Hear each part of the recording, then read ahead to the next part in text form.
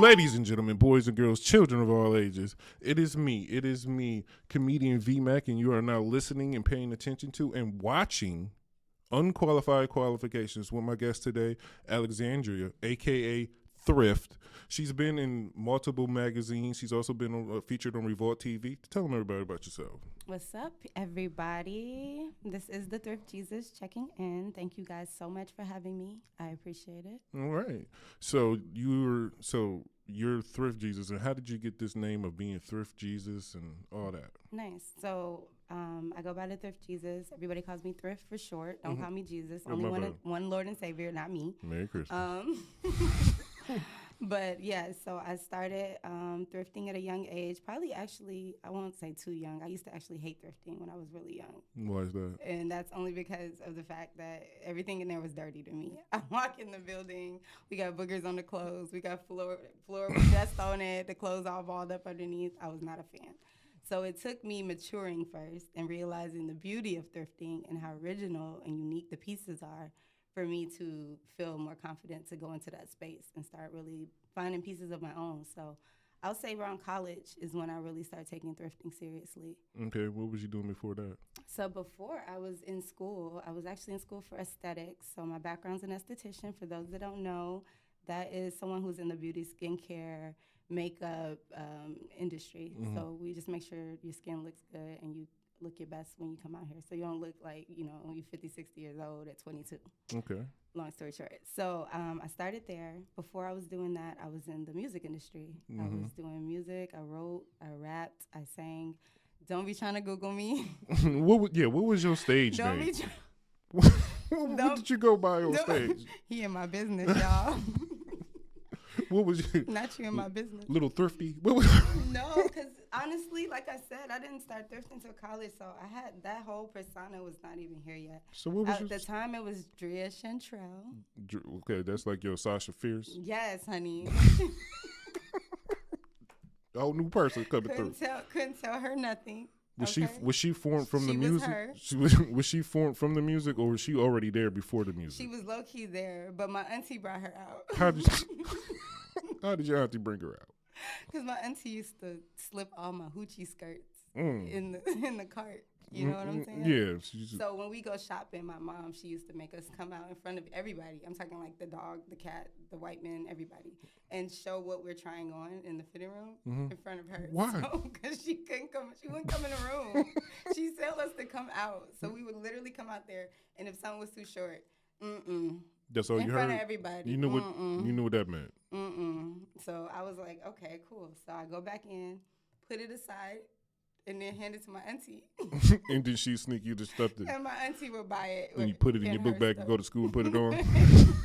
That's why my eyebrows don't match right now. I was trying to get them done in the bathroom. What? I was trying to get them done in the bathroom. Can't nobody see me. You got your hat and your glasses, so ain't nobody gonna see you looking like the Rock over there. But I did a lot of bathroom switch ups. Let's just say that when I was growing up. Oh, okay. That's where the eyebrows come in. But yeah. So you was in the music. You did a lot of writing. Yes. What did you write? I wrote rap and I wrote R&B and neo soul type of songs. So I wanted to write for other people as well. Like, I just never kind of got into that space because I did end up switching to the fashion. Okay, so you was a writer of songs. So did you prefer singing, writing, or rapping? Ooh, so honestly, I prefer writing over all three. But if I had to pick between singing and rapping, I would say rapping. Why I just felt a little more free. Why the writing? The writing, it was just very spiritual for me. It was a release, like to be able to tell my story, to be able to get things off my chest and on my brain so I could just put them on paper. That definitely helped a lot. So I did have a journal. I found one recently. Oh, you went back in time? I found a journal I had recently, and it just kept saying Michael Jackson is fine. What? That's wow. Like, it's only you and Brooke Shields, right? So yeah, I don't know. That was not too deep. And what version of Mike was fine? Oh, this was like bad, Michael. This was bad. Oh, bad. Yeah. Okay. This was that time period. Like Thriller. The third nose. Between Thriller and bad. That's Well, when I was like, he had the new nose with yeah, but with it the wasn't Jerry too curl. bad. It wasn't like Yeah, that nose yet. he wouldn't you already know? he wouldn't look like Latoya yet. Yes. But speaking of Michael, that's where I'm from. I'm from Gary, Indiana. Gary, Yes. So, 2100 Jackson yes, Street. Yes. You know your thing. Yeah, I love music. I love Good, music. So good. it tells a story. Awesome. So how long you been? So you from Gary? Where did you go? How you born and raised in Gary? Yeah, I was born in Gary. I won't say raised. I feel like no. I'll say raised, but I'd say I was influenced in Atlanta because I got to Atlanta when I was like in the elementary, middle school, just going out into growing into my own self as a young woman. And I feel like that's when I really got an opportunity to see like the culture there and kind of tap in as much as I couldn't participate. Unfortunately, I was too young, but I did see my cousins and older people and the music and stuff that was going on out there. So yeah. So what era is this? This is what, the 80s? this is the 90s. Late 90s. This is like the heart of the 90s. This is when this is the early 90s. Like this is when TLC and everybody was in Atlanta. yeah, this is like Cisco Thong Song era. That time period. Yeah, that's Goody Mob. So you into all that? Oh, I love every type of music. I don't discriminate at all. But yeah, that's what formed my style and also just my eye and your mindset, and my aesthetic. Yep.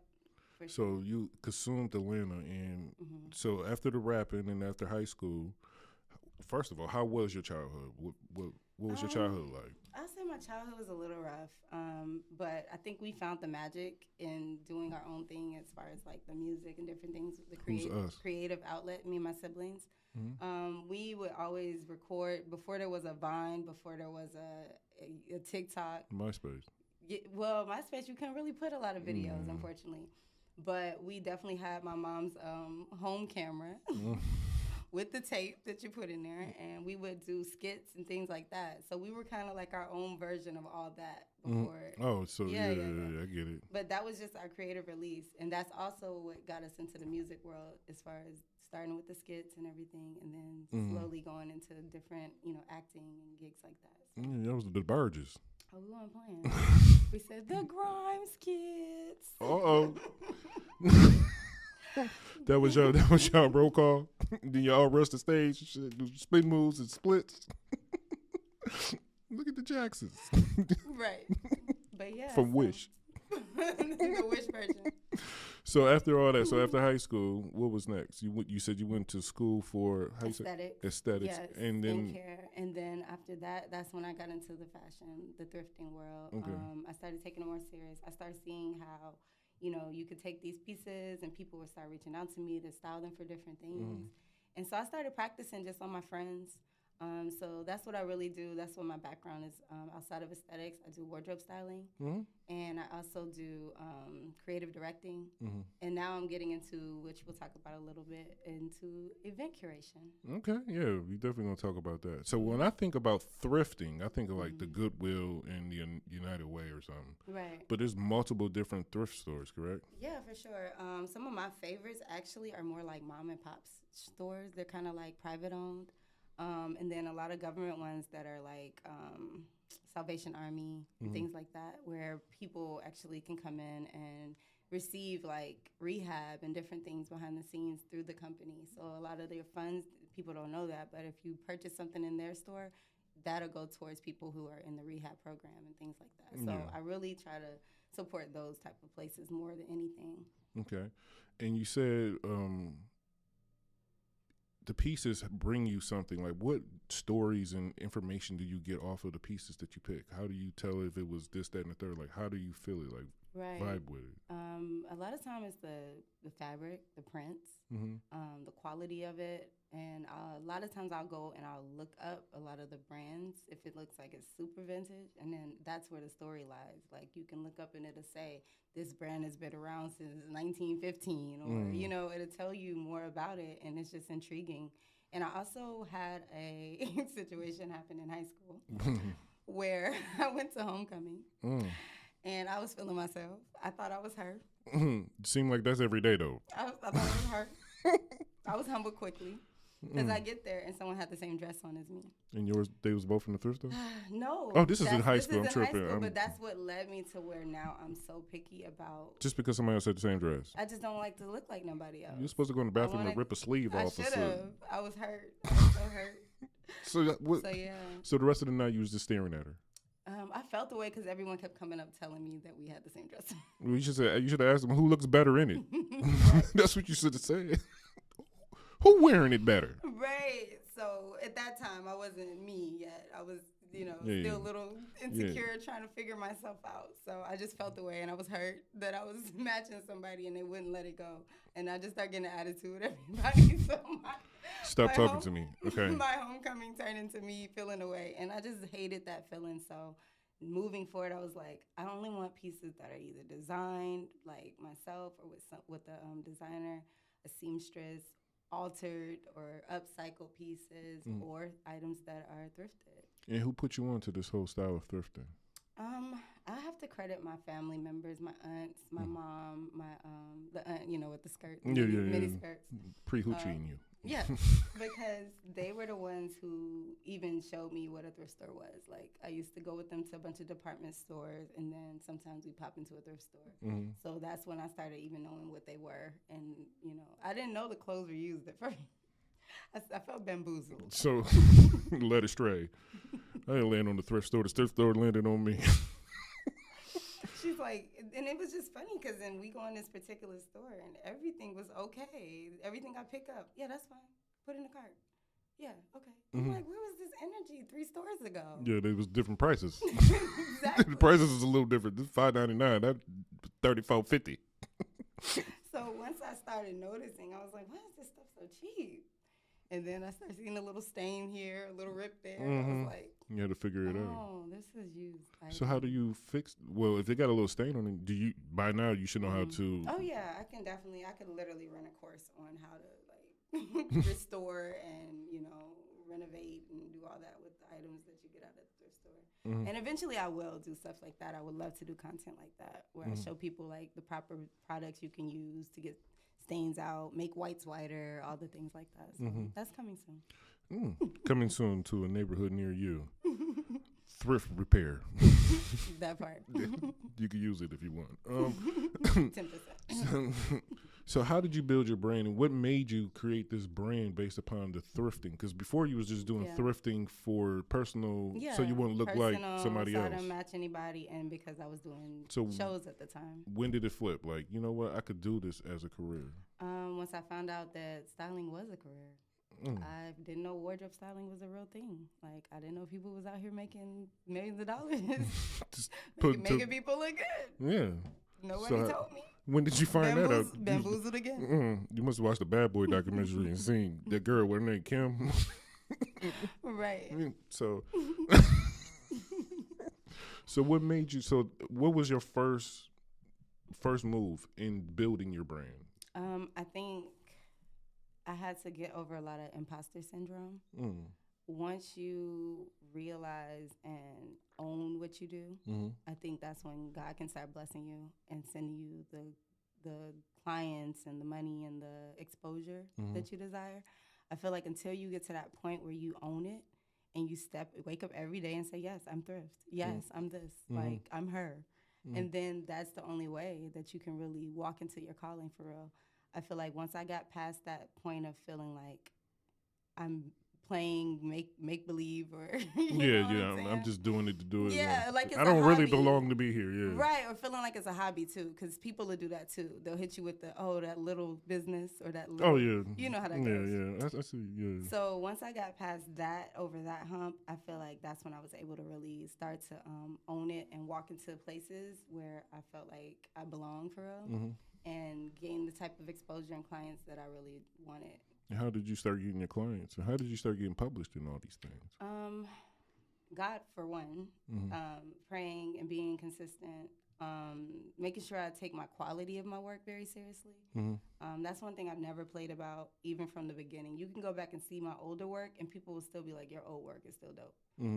Because from the jump, I didn't play about that. I wanted to make sure I had a look and a style that stood out from everybody else's. And it's funny because as you grow and you become the blueprint, So a lot of times you'll start something, but it doesn't mean you're going to finish it. It means that you're just now the person who they're looking up to, or, you know, utilizing as a style to be able to go where they're trying to go next, which I don't take that as a bad thing. You know, when that's the point of being an influencer. So yeah, but that's pretty much it. Like, I just really network my butt off. Like, I was not playing. Me and them business cards. Yes, business cards. We were in the street. The business cards were my road dog. Okay. You got to have them in that wallet, whatever, purse, whatever. Yes. I took it to a point where even when I was out having fun, I was working. Like, I didn't pass up on any opportunity. If I saw somebody, Eva Mendez or anybody sitting in a corner somewhere, Carrie Hilson out somewhere, I'm like, okay, yes, we're having a good time, but I'm going to do my two-step over to her corner and slide her this card. So how was your nerves when it come to that? In the beginning, like? In the beginning, it was bad. I feel like that's where that imposter syndrome came in, though. I feel like when you know you're great at something and you have something worth promoting, I feel like the nerves go away. And so I feel like I'm only nervous when I don't feel prepared. So when you don't feel prepared, but back then it was just imposter syndrome. So then who was your first big client? Like, when did you say, like, yes, like I could, this is something I should do? Right. I actually styled one of my friends.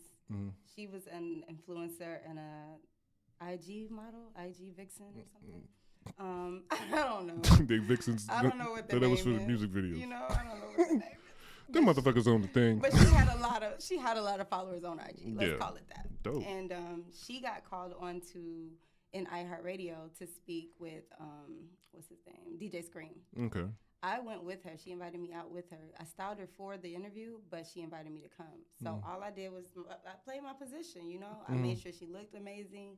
I got a lot of BTS. I didn't make it about me. You know what I'm saying? Like, you know how some people all in the video. Okay, look at you. No Diddy. But I didn't do that. Like, I literally played my position. I made sure that she was straight, she was comfortable, made sure she had everything. Like, if she had stray hairs and things going on, I would help her. And basically that turned into her shouting me out on the air while she was talking to him. And he ended up on the spot while we were talking. He was like, oh, I'm going to have her, okay, Thrift, you know, and let me speak for a second. And then he was like, I'm going to have you style me for my next photo shoot. Dope.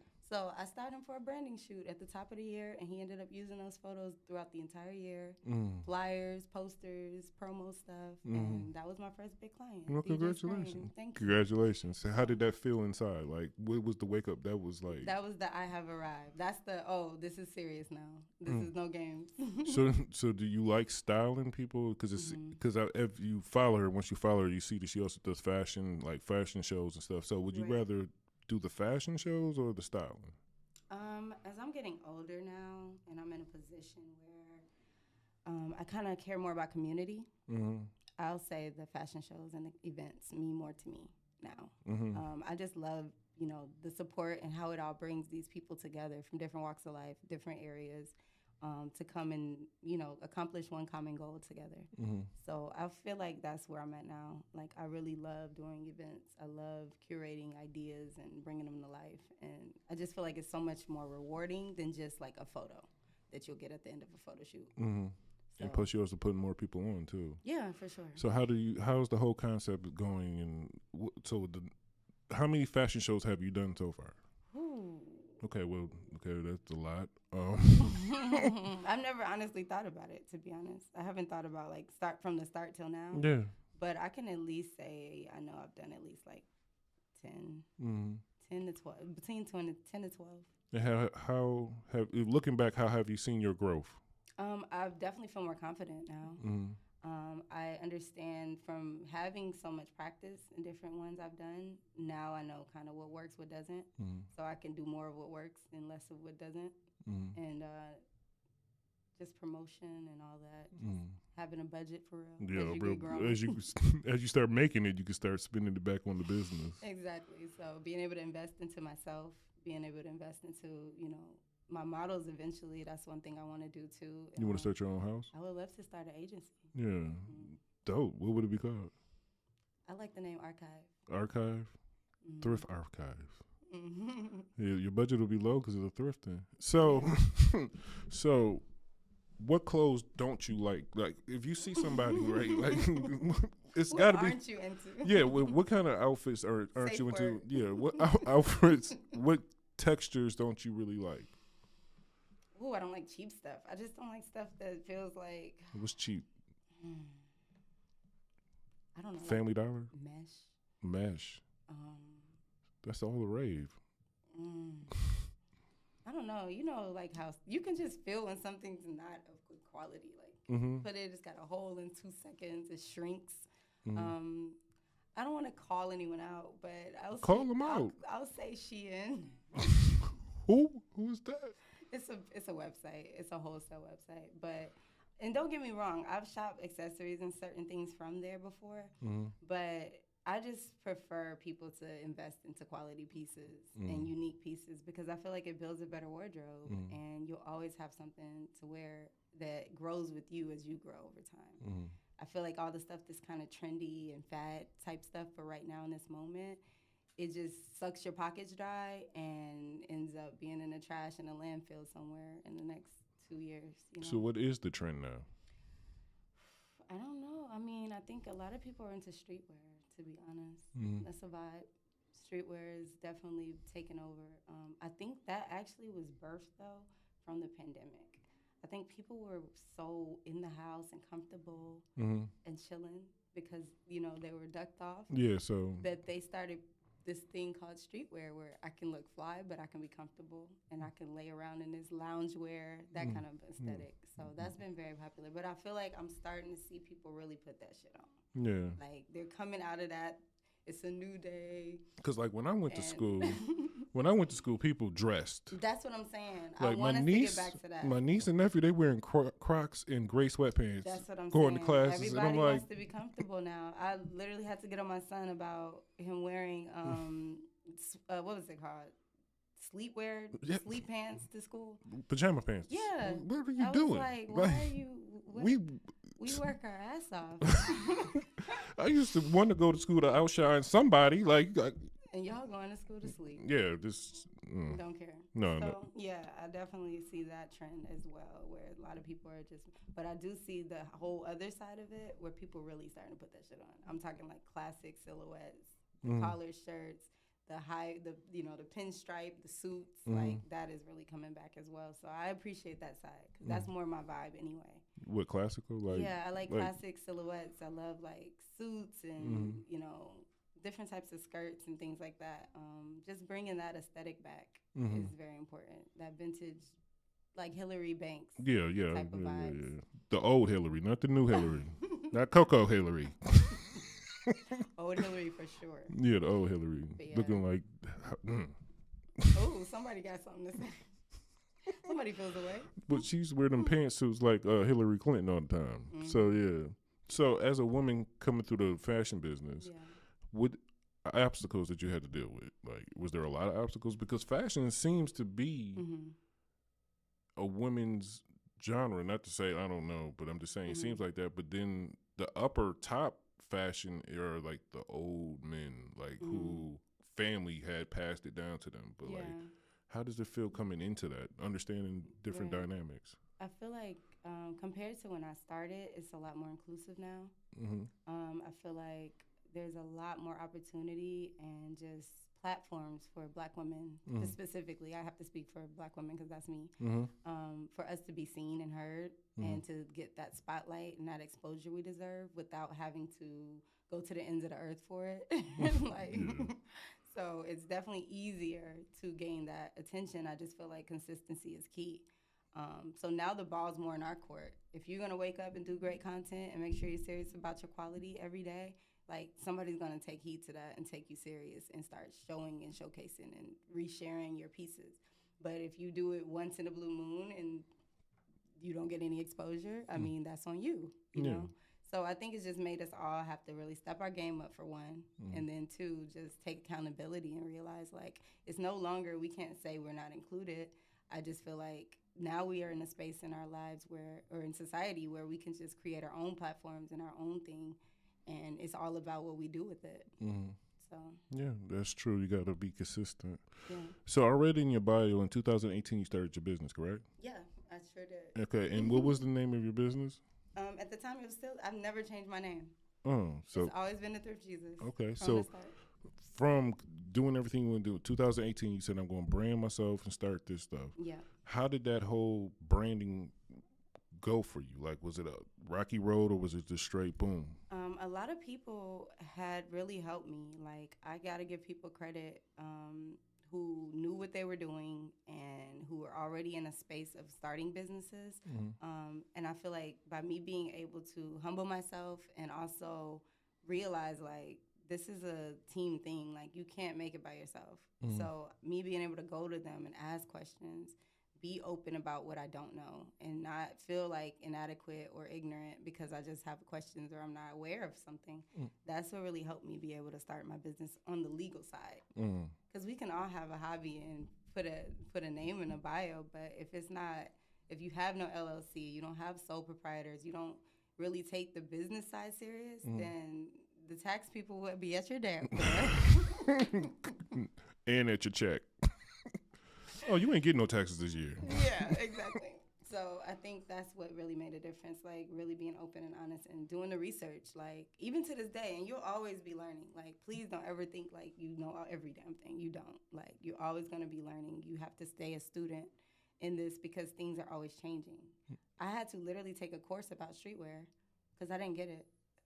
How, first of all, where you go get a streetwear course at? Like the locals, would you just stay on the corner and watch it? No, it was actually an online class they had through, what is the name of the school? It's in New York. I can't think right now. My brain is here. But it ain't the Fashion Institute in New York, is it? No, it wasn't that one. It is a good school though. I just can't think right now. But the point is, I took a course. It was a year-long course. It was an online course, so I could just pace myself. And it basically broke down. It talked about where streetwear originated, how it formed, and all the things it was birthed. So it really was just like an eye-opener for me because, like I told you, I thought it was y'all just rolled out of bed. Going to Walmart. And y'all wanted to just put on an old holy T-shirt and gray sweatpants and just let everybody see your business. Just go out there. $400-$500 shoes. Like, that's what I used to think of it. So once I understood the art of it and the background, the history of it, then this is my version of my streetwear. You know what I'm saying? Like, you can form your own version, your own style after you understand it better. So that's what it was important for me to learn. So that's why I said you're always going to be a student, like, no matter what, because you don't have all the answers, Sway. How, Sway? How? So, yeah. So what is the history of streetwear? So I'll say a lot of it came overseas. Some of it came L.A., Brooklyn. We got people like Dapper Dan. You got people like just the people who are like the pioneers. The Supreme, the skateboarding, it's literally broad. So I'm giving you just drops. Everybody you said I know too. Yeah. So a lot of it came from the streetwear. I mean, not the streetwear, the skateboard community, because a lot of the pieces that they were selling at the time, they couldn't skate in them. They couldn't skate in these items because it's getting caught in their board, it's getting caught under their foot while they're trying to flip the board. So they started kind of tailoring items to be for them and for their community, and then it just started blowing up from there. Like Supreme and places like that just started taking off. But yeah, it's just a lot. So you took a course and you still don't like it? No, I do like it, but I had to find a way to make it my own. That's what I meant. Like, I couldn't look at it and judge it as sweatpants and Crocs. Like, I had to really find a way to incorporate that mixed with the aesthetics that I like, the coutures and the avant-garde and the, those type of styles. So how did you get on Revolt TV and all these different? Oh, so Revolt, shout out to Damn Right Originals. That is one of my friends. She is now based in LA, but they basically got selected to be viewed, one of our shorts that we did, to be viewed on Revolt. And so I guess they pick different ones every month and they share it, and ours was that month. So congratulations! Thank you. And we did really well with that film. I'm trying to think of the name. I told you I need to have a list right. But yeah, we basically did really well because we also had got selected to view it at IMAX Theater Dope. in Georgia, and it's just been doing really well at festivals and stuff like the last few years. Yeah, because we've all be having those short films on their channel come on like about 10 o'clock. I watched those joints Yeah. too. Yeah. So that was really dope, and it was also inspiring because, like I said, with you having that moment of imposter syndrome or just uncertainty of knowing if you're doing the right thing, those are always my little, gold coins, if you would, my little checkpoints where I'm like, okay, I'm doing something right. So you're gonna fall back into that. Film, yes, I love film too, though. So you're gonna do film, print. I would love to do film. I would love to do film and events moving forward. That's my favorite too. Okay, I know a filmmaker. Okay. In waiting, so we'll talk about that later. Yeah. Put me on, turn me up, Slay. So would you rather have your stuff? Well, you have your stuff printed. You have people walk your stuff, and you have people actually put it on film, like on Revolt TV. So explain to me the day-to-day in building a fashion show in comparison to building a video or a photo shoot. How does those all differ? You're literally right here with me currently because I'm building a fashion show as we speak for an event for Earth Day. And I just wanted to really be inclusive in this because I started realizing the only way you really get stressed and you really feel like giving up is when you're doing stuff alone. So I tapped the shoulder of some of the people around here who I've heard had great events already and who, I feel like were serious about the quality and the craftsmanship of what they're doing. And I pulled them in, and we just been night and day trying to make sure everything is turning out right. So how many models you Pulling gonna the have models running? in. I think this show particularly is going to be about 40 to 60 models. Yeah. And that's 40 to 60 schedules. That's 40 to 60 energies and attitudes. How many changes? Body types. The good thing about it is we are only doing one look per model. So they're not going to have to go and change. Like, literally, I'm giving each designer their own set of models. So that helps a lot. But I have done fashion shows where we changed, and it's even more of a hassle. How many models? So is this 40 the most models you ever had? I think for this show particularly, it's just a lot because it's my show. I've been in shows too, but this one is like I'm in production, and I'm also being one of the designers for the show. So I'm kind of playing behind the scenes and on the runway as well. So you going through sleep apnea right now? That's why my brain, it keeps leaving me. I'll be trying to say names and stuff. Stressing everything for no reason. So where would the venue be for your show? That will be at XO Cocktail Lounge, XOXO. They have Encore in the back. That's where the actual show is going to be in the back. And then we'll be having the pregame / mixer and then the after party in the back, in the front area. Dope. Congratulations. Thank you. So this is not your first big show in Charlotte, is it? No. I've been a part of 2 others, but they weren't mine. This is my own idea and show that I'm coming up with. Why Earth Day? It's just so important. I think people overlook it, and I think it's very necessary because I feel like people can really learn a lot of information about how we can help as far as a community for our carbon footprint.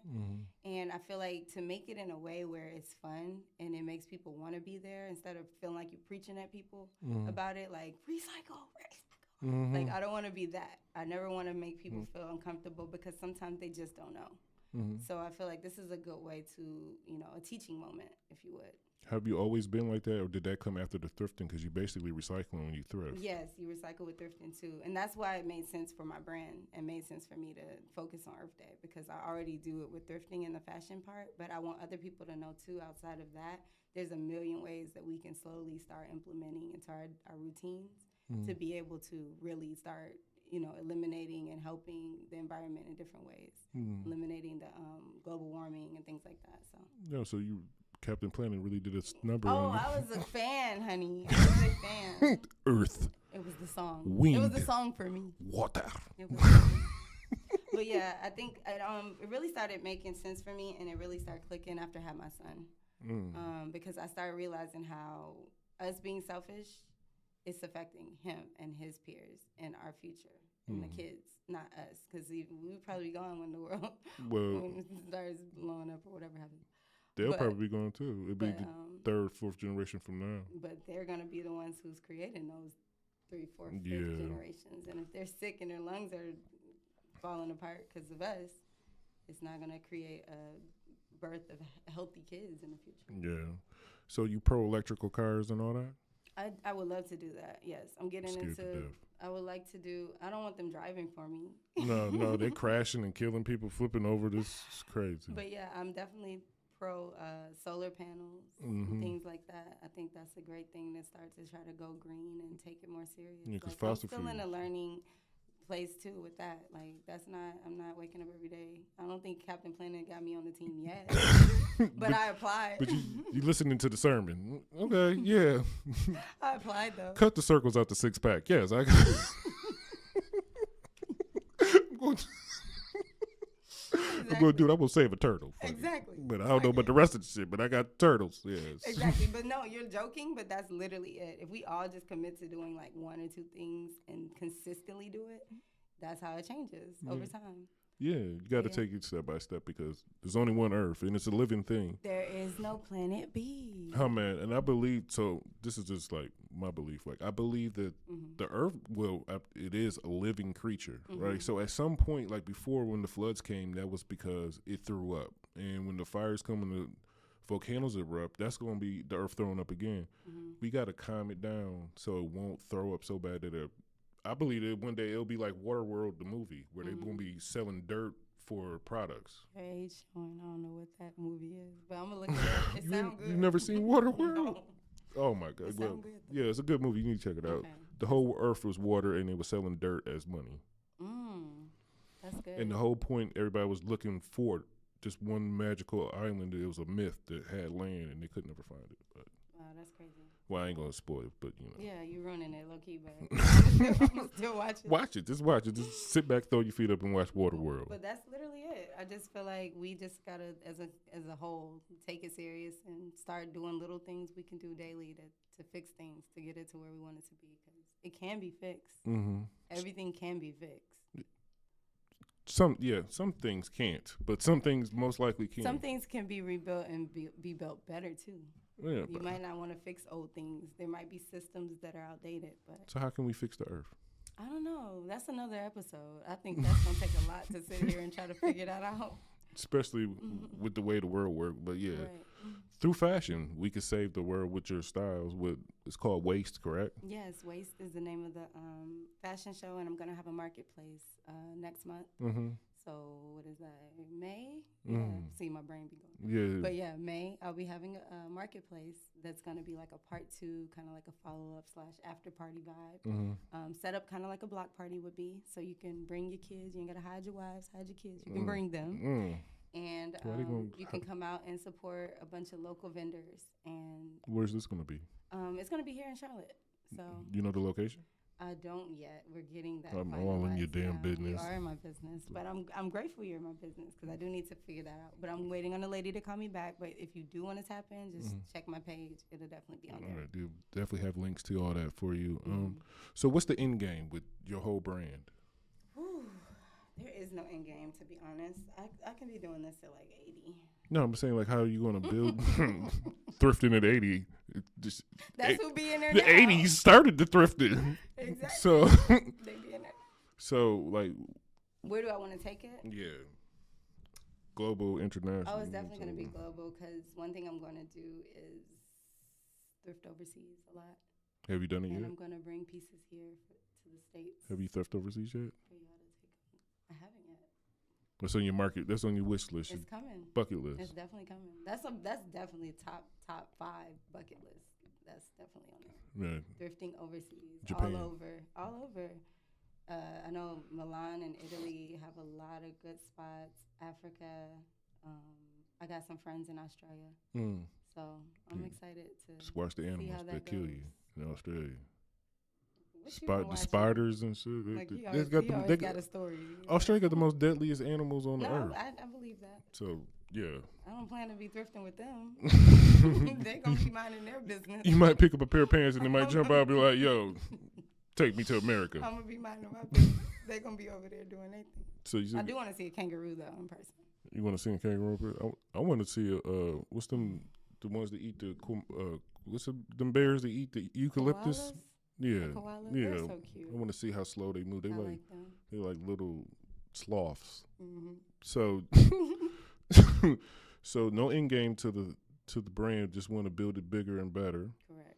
And what New York, L.A., Atlanta, where is the All of headquarters? them. Where's the headquarters? Well, the headquarters clearly has to be Atlanta. That's where it was birthed. Mm. I feel like that's like the mecca right now for just Black entrepreneurship, Mm-hmm. and I do feel like I learned and gained so much, respect for fashion and for music through Atlanta. So I have to give Atlanta its flowers. So you've been to all these different cities: New York, L.A., probably Chicago, everywhere. Mm-hmm. How do you rank Charlotte's fashion in comparison to these hubs? I feel like Charlotte just has so much potential. Like, they do a lot of shows and they take it very serious. Like, the first show I ever was a part of here was with Heartfelt Fashion, Mm-hmm. and shout out to them. And they were just amazing because I wasn't even supposed to be one of the stylists in the show. Mm-hmm. Someone dropped out, and I came in town to visit my friend the day before, and we get there, and I'm introduced, and they're like stressed, and I'm like, "What is this?" I'm like, "Hi, hey, everybody." You are. And then they're looking at me like, "Okay, that's nice. Hi, baby." And I started realizing why, because they were talking about how they had to find another designer, and Mm-hmm. I talked to God. I had a moment. I said, "Okay, let's do it." Mm-hmm. And I went ahead and found the pieces that night. I went to the thrift store, Mm-hmm. and I also had mixed it with some of my original pieces too. And the crazy thing is, it was for children. Mm. And I never styled children like to that capacity before. I've only styled like maybe over my career probably about 5 to 6 kids. To that point. To that point, and then that time it was like all children. The entire show for my segment was kids, and it was just so rewarding. And just seeing their little faces light up and seeing them so excited to walk down, I was just like, oh my God, I'm so glad I did this. Yeah. So that also kind of sparked me to start wanting to look into doing Thrift Jesus Jr. Uh-oh. And that's going to be the kids line I wanted to do. So All right, so that's the next step. that's also a part of the future as well. So the Thrifting Overseas, Thrift Jesus Jr. And spreading your brand throughout the continental United States of America. That's the plan. Call me. All right. But yeah. So before we get out of here, we about to get up out of here. Yes. Because, we about to get up out of here. So you said you had an imposter syndrome. So one of the questions I asked here is, of course, the podcast is called Unqualified Qualification. So what time in your life, other than the imposter syndrome, that you felt that you were qualified, but the rest of the fashion industry thought that you weren't qualified and you had to show them? I think my entire career is that. Because To this day? To this day, because I'm a thrifter. Mm. You got to think, you talk about New York Fashion Weeks and these people who are wearing $5,000-$6,000 gowns. You know, when you're coming into these spaces with recycled clothing or upcycled clothing, they're looking at you like you a hippie. Do you even belong here? Like, why are you, how did you even get here? I never would have thought of that. So I feel like I'm always fighting for not only my rights, but the entire vintage community's rights whenever I'm entering those spaces and receiving awards and things like that for being myself and bringing thrifting to the forefront and standing on it. Instead of feeling like I have to hide or lie or, try to play the game like my dress is worth $7,000. Like, no, I bought it for $2, but it looked like $7,000. Yeah. So yeah, I just always felt like people are always going to look at us in that space until we start standing on it and start taking it serious and demanding our respect as a sustainable stylist. Well, yeah, I got a couple more questions that just popped up to my head right now when you was talking.